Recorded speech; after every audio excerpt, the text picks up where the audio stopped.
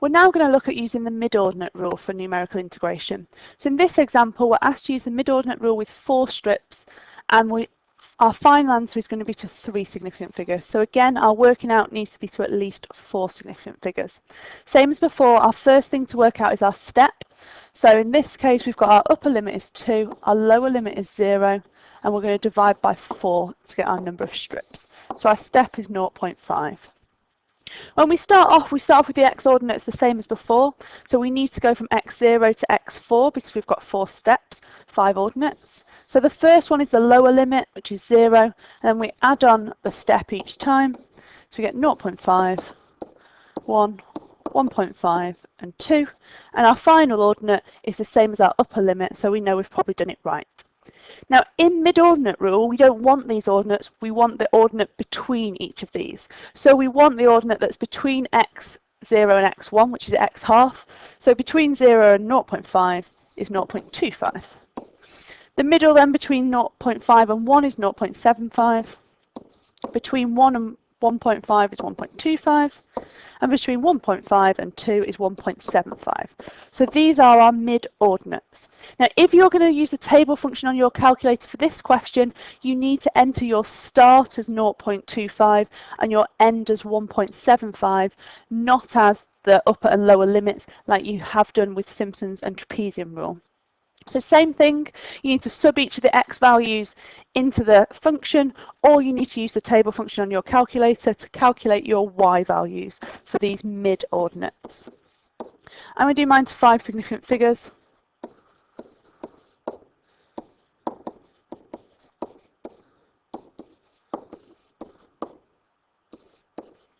So once we've calculated all our values, we're then going to go to the formula booklet and use the rule there. So midordinate rule, we're trying to find the approximate integral of e to 3x plus 1 to the half. So this time the formula is we use whatever our step is, in our case 0.5, and then we're just going to add up all the ordinates. So 1.7655 plus 3.2385 plus 6.5971 plus 13.8407. Again, make sure you type it carefully into your calculator, and you should find that you get that as 12.72, so on. And if I round that to 3 significant figures, I get that as 12.7. Again, pause the video here, have a go at example 4, and then carry on watching the video to check that you've got it correct. In example 4 then, we're asked to use the midordinate rule with 4 strips to find an estimate of 1 plus cos x squared. Now it's really important that you make sure your calculator is in radians for this. Any numerical integration involving trig must be in radians. This time we're asked to give our answer again to 3 significant figures, so our working out needs to be to at least 4. So you should have found that your step this time is 2. Which gives us ordinates of 1, 3, 5, 7 and 9. We want the mid-ordinates, so we want 2, 4, 6 and 8.